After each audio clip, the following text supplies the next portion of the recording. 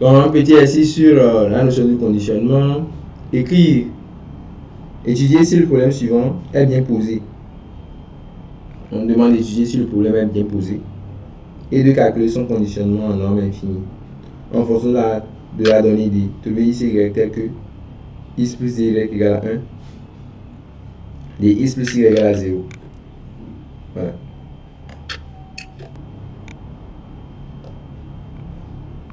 Étudier si le problème suivant est bien posé et calculer son conditionnement en norme infinie en fonction de la donnée D. Trouver x, y tel que x plus y égale à 1, dx plus y égale à 0. Bon, on a même donné la solution en bas. C'est rigolo. Solution du problème considéré est un système linéaire dont la matrice est A égale à 1, 2, D, 1. Il est bien posé si A n'est pas singulière, c'est-à-dire si D est différent de plus ou moins 1. Dans ce cas, le conditionnement en nombre infini est égal à.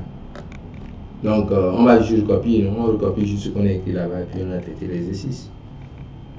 Oui, bon, on a écrit que x plus y est égal à 1 et quoi?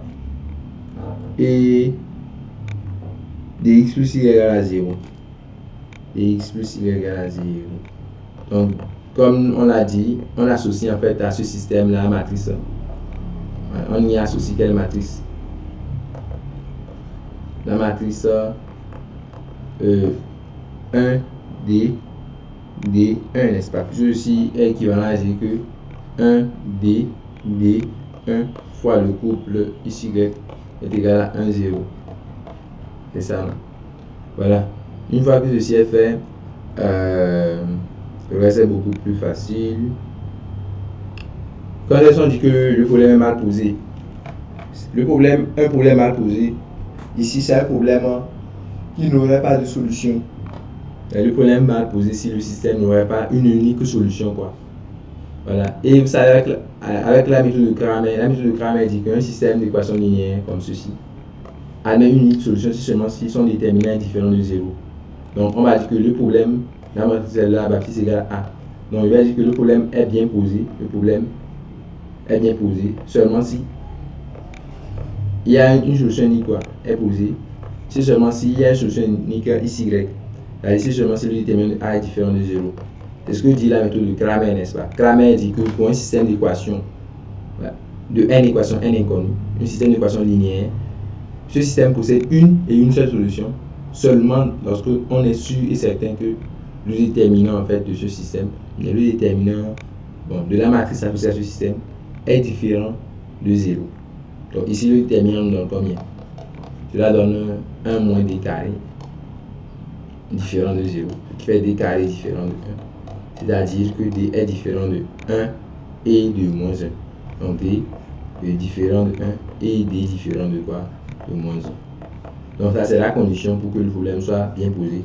Le problème est mal posé lorsque d égale à 1, d égale à moins 1. Vous pouvez identifier ça. Vous pouvez voir. Si d est égal à 1, le problème va donner quoi? Imaginez d égale à 1. Le système va donner quoi? X plus y égale à 1 et quoi? Et x plus y égale à 0. On voit que c'est un problème qui est mal posé. Est-ce que x plus y peut être égal à 1 et en même temps égal à 0? Mal posé. Maintenant, imaginez que d est égal à moins 1. Vous aurez x moins y égale à quoi? 1. Et vous aurez aussi moins x plus y égale à 0. Toujours mal posé. Est-ce que x moins y va donner 1 et moins x plus y va donner 0? Non, moins x plus y devait donner moins 1. Donc c'est aussi un problème mal posé. Vous voyez, dans les deux cas là, il n'y a pas de solution. Donc le problème est mal posé pour d égale à 1 et d égale à moins 1. Elle est bien posée pour d différent de 1 et d différent de moins 1. Elle est mal posée pour d égale à 1 ou d égale à moins 1. Mal posée lorsque d est égal à 1 ou d égale à moins 1. Bien posée lorsque d est différent de ces deux valeurs-là. Bon, c'est tout. Donc, le noté dit que, bon, dans la solution posée, ils disent que le problème considéré est un système linéaire dont la matrice est. Voilà. Il est bien posé si A n'est pas singulière. Une matrice singulière, c'est une matrice dont le déterminant est nul, quoi. Ce qu'il appelle matrice singulière ici. Voilà. C'est une matrice dont le déterminant est nul. Donc il faut que la matrice A soit non singulière, c'est-à-dire que son déterminant soit différent de 0. C'est ça qui a donné D différent de 1 et de moins 1. Maintenant, à partir de là, on peut calculer le conditionnement, voilà, en nombre infini. Vous savez que le conditionnement, en fait, de A, ça fait, bon, on définit souvent cela comme la norme de A, pas la norme de son inverse. La chose est que A-1 existe seulement si vous êtes sûr que le déterminant A est différent de 0. C'est pour ça que la question là précédait quoi. Avant même de calculer le conditionnement, vous devez savoir si A est inversible, c'est-à-dire est-ce que le déterminant A est différent de 0, ou autrement dit, est-ce que le problème est bien posé. Donc je vais dire que comme le problème est bien posé, le conditionnement existe bel et bien. Donc comme le problème est bien posé pour D différent de 1, comme, bon, plaçons dans le cas d'abord D différent de 1 et 1. Donc prenons D différent de 1 et D différent de quoi? De moins 1. Alors dans ce cas, déterminant de A est comment? Différent de 0. Ce qui fait automatiquement dire que A est inversible. A inversible, c'est-à-dire que l'inverse de A existe, A-1 existe. Vous pouvez donc évaluer le conditionnement de A comme étant la norme de A fois quoi? La norme de son inverse. Ici, on veut le conditionnement en norme infinie. On veut utiliser la norme infinie. Donc, le conditionnement en norme infinie de A, ça fait norme infinie de A fois la norme infinie de son inverse. Voyez-vous? Maintenant, ici, lettre A, c'est quelle matrice? A, c'est la matrice 1D, D1. 1D, D1. 1D, D1. Voilà. Voilà ce qu'on a pour la matrice A. À partir de là, on peut trouver la norme infinie de A. La norme infinie, c'est la norme somme ligne. La norme infinie, appelée encore norme somme ligne. C'est-à-dire, pour évaluer la norme infinie, vous faites la somme des lignes en module.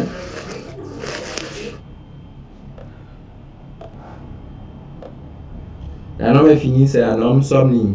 Somme ligne. C'est-à-dire, vous faites la somme des lignes et vous prenez ce qui est plus grand. Somme des lignes en module ici. Si vous faites la somme, vous aurez module 1 plus module 2. Module D. Ici, vous aurez module D plus module 1. Voyez-vous? C'est-à-dire que c'est le maximum de module 1 plus module D et module D plus quoi? Module 1. Voilà. En fait, bon, on voit que c'est la même chose. Ça donne tout simplement 1 plus quoi? Module D. Donc voilà ce qui en est de la norme infinie de A. Ce qu'il en est de la norme infinie de A. Voilà. Bon, si on demandait la norme 1, pour la norme 1, c'est la somme colonne. Si c'était la norme 1, conditionnement en norme 1, vous allez faire la somme colonne, quoi. Bon, la norme infinie, c'est la norme. C'est la somme ligne qu'on fait. Donc, admettons. Maintenant, il nous faut l'inverse de A. Donc, on va trouver l'inverse de A. Donc, A étant égal à ça là. Qui est son inverse? Voilà, pour trouver l'inverse de A, ce que l'on a l'habitude de faire, c'est quoi? Donc, on va calculer A-. Vous pouvez utiliser la formule 1 sur A attention de la comatrice. Pourquoi pas? Comme c'est juste une matrice simple ici, bon, ça marche quand même. Donc, on va écrire que l'inverse de A, c'est 1 sur le déterminant de A, divisé par, et multiplié par la transposée de la comatrice de A. On a eu à obtenir ici le déterminant comme étant 1 moins D carré. Et bon, la transposée de la comatrice. Donc, il vous faut trouver ici, pour trouver le premier coefficient. Le premier coefficient, c'est quoi? Je supprime la ligne là. Bon, pour trouver le premier coefficient, je supprime la ligne de 1 ici. Ça colonne, ça me donne 1. Bon, pour trouver la tension de la comatrice, je mets 1. Quoi et quoi? On a trouvé premièrement 1. Secondo, c'est quoi? Secondo, je fais la même chose, je supprime ça, ligne, sa colonne, c'est D. Pour D aussi, je supprime la ligne de D, la colonne de D, ici. Il va laisser, je pense, D. Et enfin, je supprime sa ligne, sa colonne, je pense, ça donne 1 ici.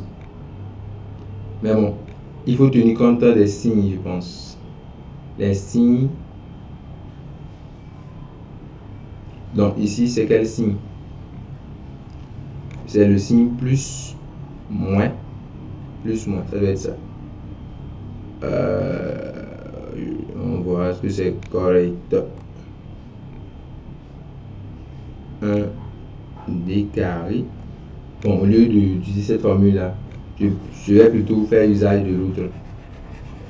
je ne suis pas certain de la formule là.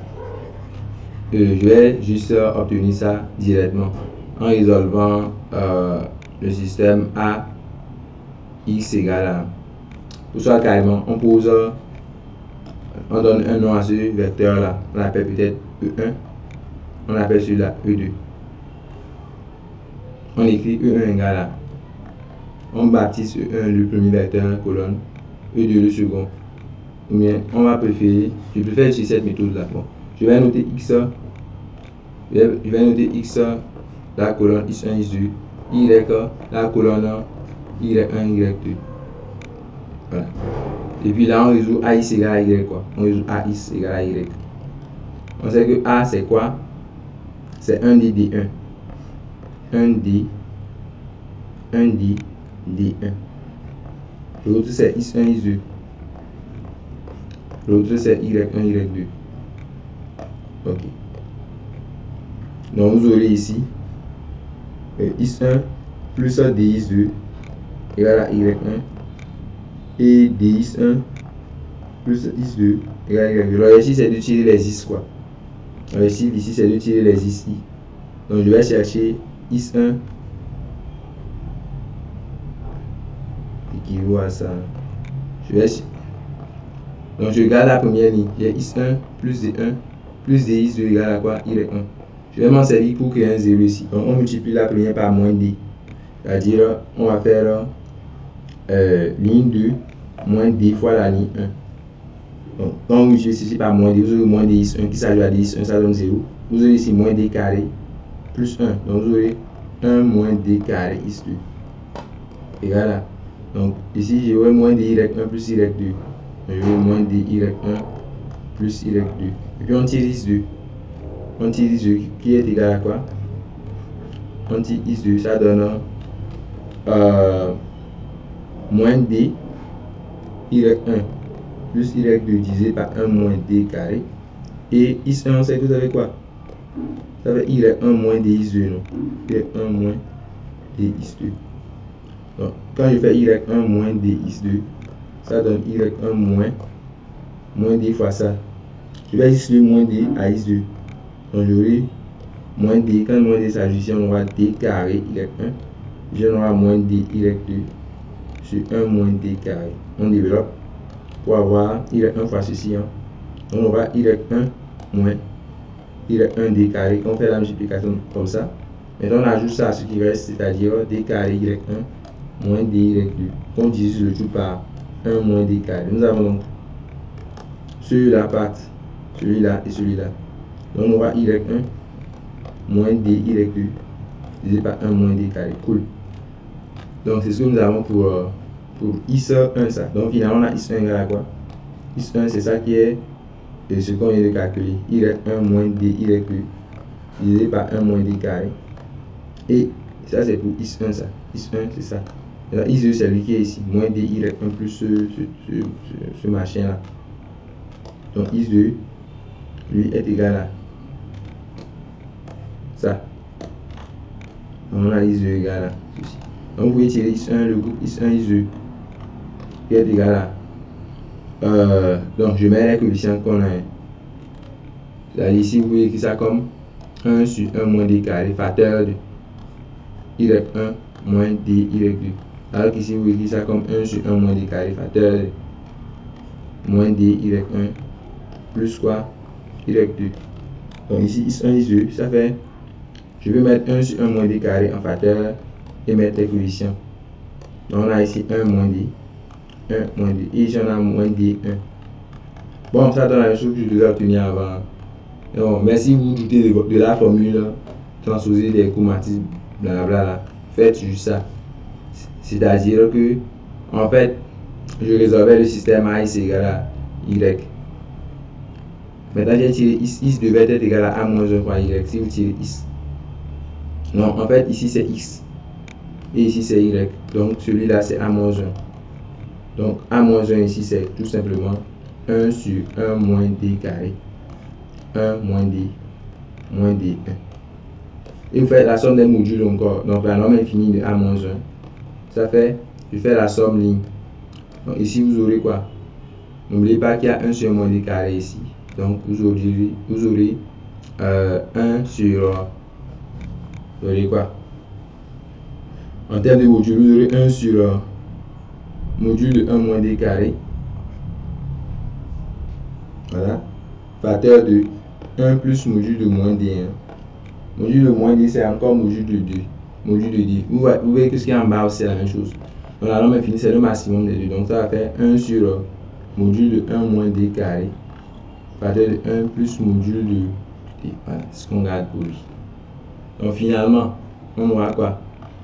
Finalement, le conditionnement en norme infinie de la matrice A, c'est la norme infinie de A fois la norme infinie de son inverse. Maintenant, la norme infinie de A, ça fait combien? Ouais, A lui-même. A lui-même, c'est lui. C'est ça, la norme infinie, ça. Donc, ça va faire donc norme infinie de A. On a trouvé 1 plus module de D. Maintenant, pour A moins 1, c'est 1 sur module de 1 moins D carré fois 1 plus module de quoi? De D. On simplifie ça. Ce qu'on vient d'obtenir, on va le simplifier. On a eu écrit que le conditionnement en norme infinie de la matrice A est égal à quoi? On a au numérateur 1 plus module de D au carré finalement. Et au dénominateur, on a le module de 1 moins D carré. Voilà. Le conditionnement en norme infinie de A. Donc, savez-vous que je pourrais écrire en fait ceci comme 1 plus module de D au carré divisé par ce qui est en bas, c'est aussi 1 moins module module de D. Je vais prendre D ici comme un nombre réel. Je prends D comme un nombre réel. Dans ce cas, je vais écrire que D carré, c'est la valeur sur le D au carré. C'est bon? Pour D réel. Hein? Pour D réel. Vous n'allez pas dire des trucs comme ça pour des nombres complexes. Vous pouvez aller dire que I carré, c'est module de I au carré. C'est fou, hein? I carré, c'est moins 1. Le module de I au carré, c'est 1. Mais pour des nombres réels, ça marche bien. Donc, s'il n'a rien précisé sur D, on devait le faire. Au moins de nous dire que D est un nombre réel. Donc, allons-y. Je vais considérer D comme un nombre réel. Donc, j'aurai un moins module de D ici au carré. D'accord. Donc, je peux écrire ça comme... Bon, il fallait donc mettre ici les valeurs absolues. Donc, ça fait 1 plus module de D, le tout au carré, divisé par... Donc, ici, on fait, disons, comment je dirais, une factorisation, 1 moins module de D. C'est les valeurs absolues de... C'est les valeurs absolues de 1 moins valeur absolue de D, 1 moins valeur absolue de D. Facteur de 1 plus quoi? Valeur absolue de D. 1 plus valeur absolue de D. Voilà. Donc, voyez-vous que ça fait 1 plus valeur absolue de D au carré sur, ici je peux écrire ça comme valeur absolue de 1 moins valeur absolue de D. Maintenant, fois la valeur absolue de quoi? 1 plus valeur absolue de D. Voilà. Alors, vous avez la valeur absolue de A fois B, c'est la valeur absolue de A fois la valeur absolue de B. D'accord, valeur absolue de A, B, c'est la valeur absolue de A fois la valeur absolue de B. Voilà. Donc, en bas, on peut le faire comme ça. Maintenant, vous savez aussi que la valeur absolue de A au carré, c'est A carré aussi. Non? Donc, en fait, en haut ici, je pourrais mettre les symboles de valeur absolue sans souci. Parce que c'est aussi, je peux mettre les symboles de valeur absolue sans aucun souci. Donc, de ce fait, j'ai fait une simplification. Donc, quand on simplifie, on aura valeur absolue donc, de 1 plus I. Qu'est-ce que je dis? On aura valeur absolue finalement de 1 plus valeur absolue de D divisé par 1 moins quoi? La valeur absolue de D qui s'exprime pour le conditionnement en norme infinie de la matrice A.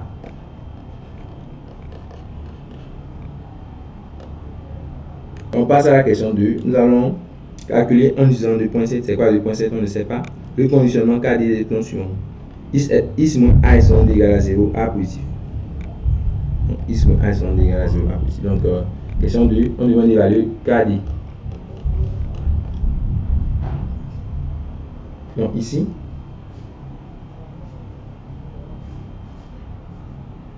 c'est quelle équation juste? C'est is moins A est égal à 0 constant. Is moins A est égal 0, oui. Avec A positif. On a x moins A epsilon D égale à 0. A positif. En fait, en général, quand vous avez des équations x en fonction, vous avez une équation où x sera en fonction d'un paramètre d. Si vous avez une équation de ce genre, x en fonction de d, voilà, on définit le conditionnement comme le conditionnement KD comme étant égal à valeur absolue de d fois f' de valeur absolue de f' de d divisé par la valeur absolue de f de d. Je vais essayer cette définition du conditionnement. Seulement que c'est ce qu'il y a au niveau de 2.7. Bon, admettons, on garde cette égalité. Ça se justifie. Hein. Donc ici, c'est-à-dire que quand j'ai l'équation là, je vais tirer x en fonction de d. Je vais déjà tirer x en fonction de d, c'est-à-dire x va donner a epsilon d.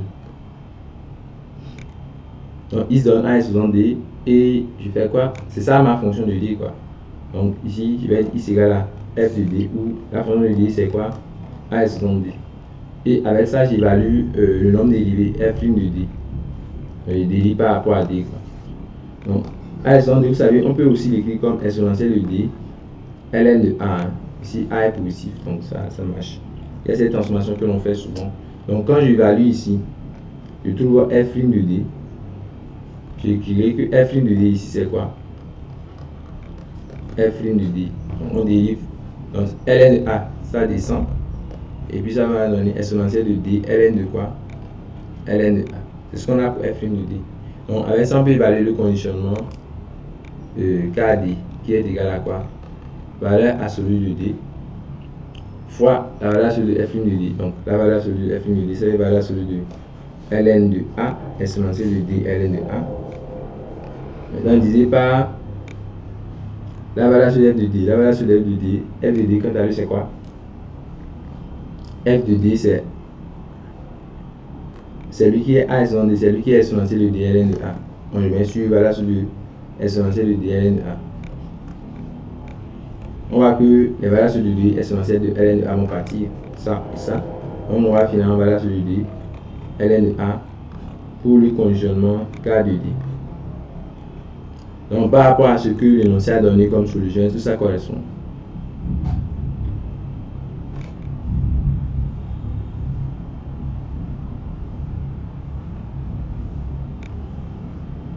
Voilà, donc c'est ça. Valeur absolue de d ln de a. Le logarithme de a, donc c'est bon.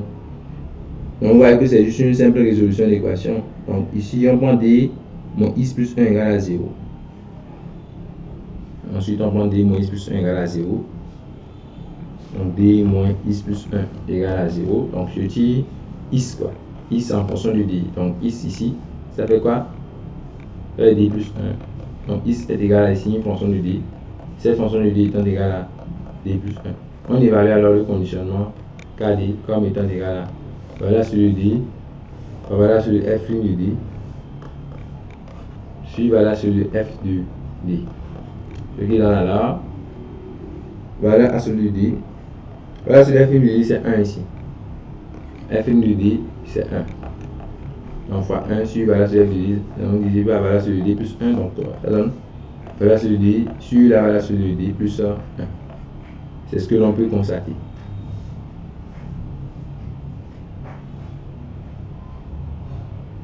Voilà, donc c'est ça, effectivement. Ensuite, étudier le conditionnement de la formule x égale à moins p plus ou moins racine de p carré plus q, donnant la solution d'une équation du second degré x carré plus 2px moins q par rapport aux perturbations des paramètres p et q séparément. Donc cette fois-ci, on donne x carré plus 2px moins q égale à 0. On donne les solutions, moins p plus ou moins racine carrée de p carré plus q.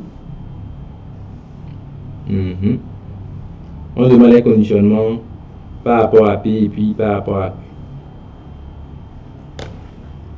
Donc, x carré plus 2px moins q égale à 0.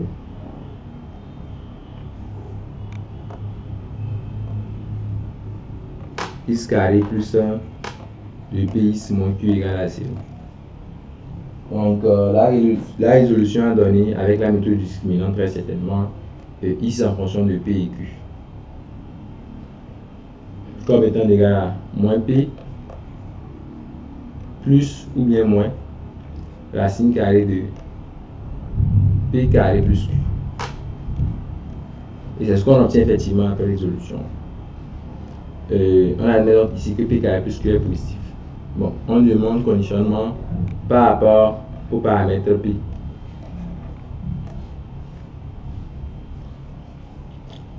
Donc ici, x est une fonction de deux variables, hein, f de p et de q. Donc demander le conditionnement par rapport à p en fait, c'est d'écrire valeur absolue de p fois valeur absolue de la dérivée partielle par rapport à p. Hein. Donc dérivée partielle f par rapport à x évalué en pq. Donc ça sera une dérivée partielle par rapport à. Voilà. Je considère la chose comme fonction de deux variables p et q, donc on divise par f de pq. Tout simplement. Donc ici, là sera quoi alors? Voilà absolue de p fois. On dérive f par rapport à x.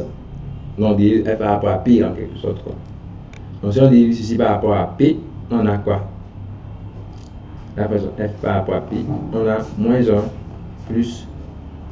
Donc on aura plus ou moins.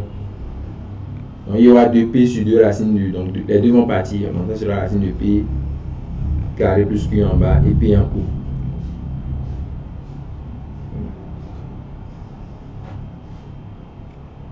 C'est ça. Maintenant divisé par la sur le f de pq. Donc ceci, ce qui est en haut, c'est en valeur absolue. C'est en valeur absolue. Valeur absolue de ceci. Et en bas, c'est la valeur absolue de f de pq. Donc la valeur absolue de moins p plus ou moins racine carrée de p carré plus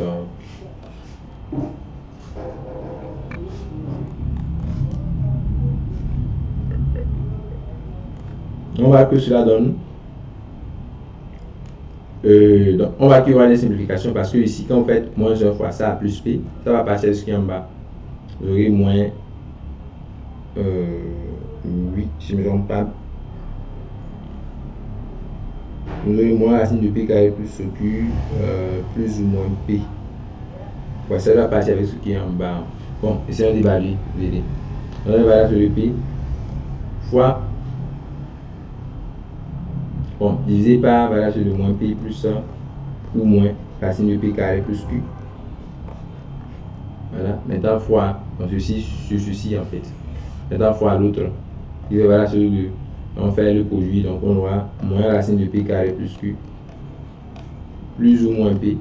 On divise par racine carrée de p carré plus q. Voilà.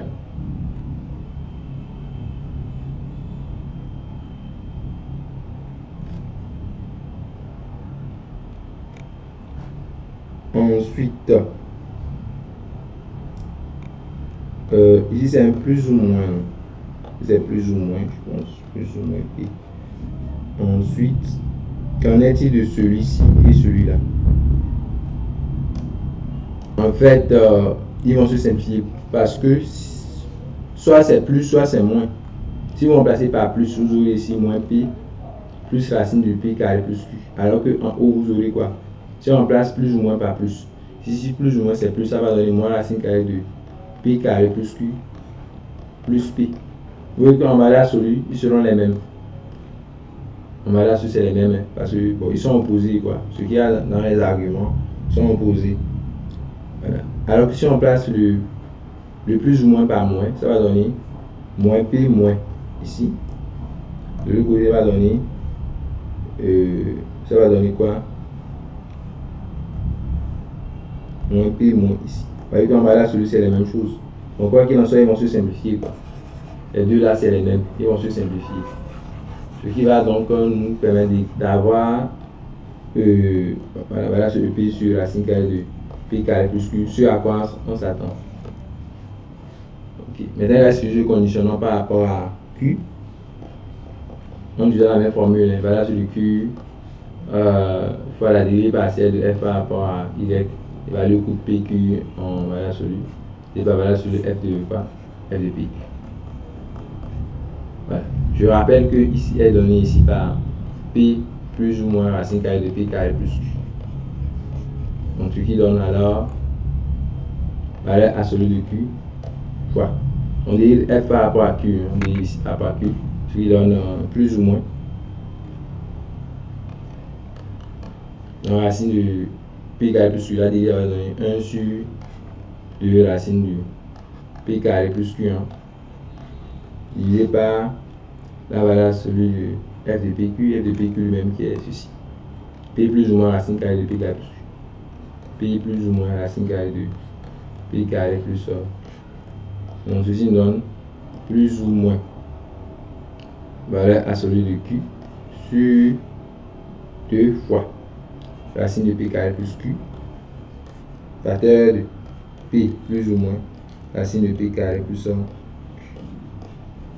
Voilà. Donc ce qu'on peut mieux faire, d'abord essayons de voir ce que l'on s'attend à obtenir en fait. On s'attend à avoir valeur sur le Q fois 2 valeur sur X racine de P carré plus Q, Q sur 2. Bon, c'est ce que l'on remarque derrière quand même. C'est ce que l'on remarque. Celle-ci, c'est le X donné par l'énoncé. Donc ça donne bien valeur sur le Q sur 2 racine carrée de P carré plus Q fois le X.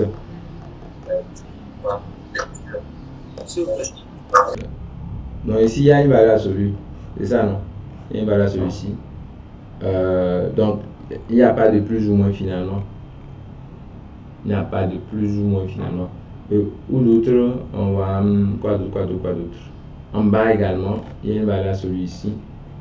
Voilà. Donc finalement il n'y a pas de plus ou moins. Donc avec la valeur absolue.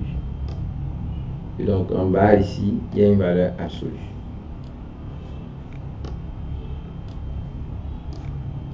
Valeur absolue. Ce qui fait donc valeur sur Q sur 2 racines fois valeur sur ouais. Donc ce qu'il fallait faire. Donc c'est tout pour cette partie.